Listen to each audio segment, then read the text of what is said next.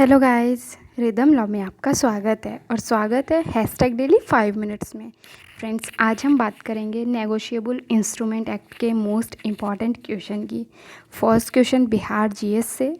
First है, Bihar Congress socialist party was formed in. ये जो बिहार कांग्रेस सोशलिस्ट पार्टी थी ये कब फॉर्म की गई थी? 1933, 34, 1935 या 1939? फ्रेंड्स, इसका करेक्ट आंसर होगा सेकंड। ये फॉर्म हुई थी 1934 में।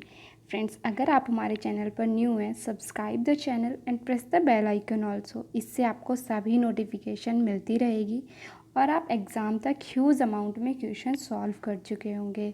नेक्स्ट क्वेश्चन है, In the case, Supreme Court has held that where the check amount with interest and cost as assessed by the court is paid by a specified date, the court is entitled to close the proceeding in exercise of its power under Section 143 of the Act.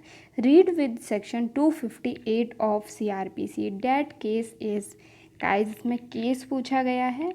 First है MS meters and instrument private limited and others versus Kanchan Mehta.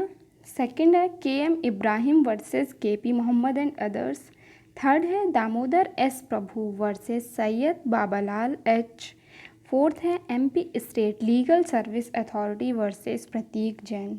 Friends, इसका correct answer है first, MS meters and instrument private limited others versus Kanchan Mehta. Next question है, in which of the following judgments has the supreme court ruled that fine can not be more than twice the amount of bounce cheque? Pinaki Mahi पत्रेव Rawal versus state of Gujarat. Second, Indira Sharma versus KV Sharma. Third है Somnath Sarkar versus Utpal Basu Malik. Fourth है none of the above. Friends, इसका correct answer है सोमनाथ सरकार का case है, जिसमें बात की गई थी कि fine can not be more than twice the amount of bounce cheque. Guys, याद रखिएगा, इम्पॉर्टेंट है ये। नेक्स्ट देखते हैं, implies a direction to collecting banker that he should credit the account of pay with amount of check। Friends, इसे कहा account पेई crossing. ये इम्प्लाई करता है अकाउंट पेई क्रॉसिंग, इसका सेकंड सही है।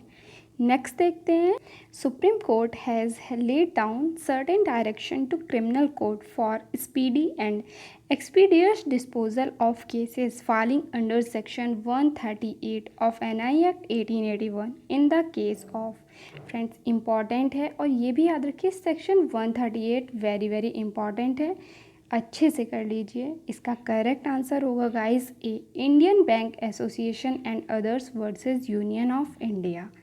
नेक्स्ट क्वेश्चन है, on each presentation of cheque and its dishonour if fresh occurs to the complainant। First है इसका right, second cause of action, third है लोकस स्टैंडाई, फोर्थ है none of the above. Friends, यहाँ पर fresh right एक्यूर्स होता है, तो correct answer होगा ए। नेक्स्ट देखते हैं, all the provision of the crossing of cheques are applicable to the drafts also. This statement is true है, फॉल्स है, पार्टली करेक्ट है, ये नन ऑफ द अबव है। फ्रेंड्स, ये आप हमें कमेंट बॉक्स में बताइए इसका करेक्ट आंसर क्या होगा। नेक्स्ट क्वेश्चन है, material alteration implies an alteration in the amount paid date या all of the above. Friends, ये अमाउंट पे और डेट सभी पर इम्प्लाई होता है मटेरियल ऑल्ट्रेशन, तो करेक्ट आंसर होगा D, all of the above.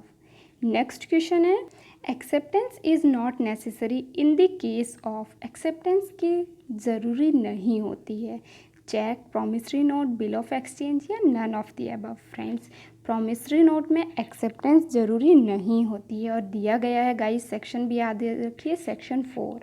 और आप हमें कमेंट बॉक्स में बताइए प्रॉमिसरी नोट की वैलिडिटी कितनी होती है, 3 ईयर्स या कोई लिमिट नहीं होती है। नेक्स्ट क्वेश्चन है, इन ए promissory note or bill of exchange the expression at sight and on presentation means। इसका मीनिंग क्या होता है? Payable to the bearer, second payable on demand, C payable after acceptance, D है payable after endorsement.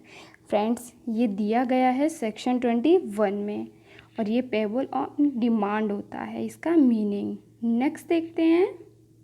Friends यही थे आज के question. कल फिर मिलते हैं नेक्स्ट सब्जेक्ट के इम्पॉर्टेंट क्वेश्चन के साथ। And guys like, comment and share and subscribe also and give your feedback. Thank you guys. Bye bye.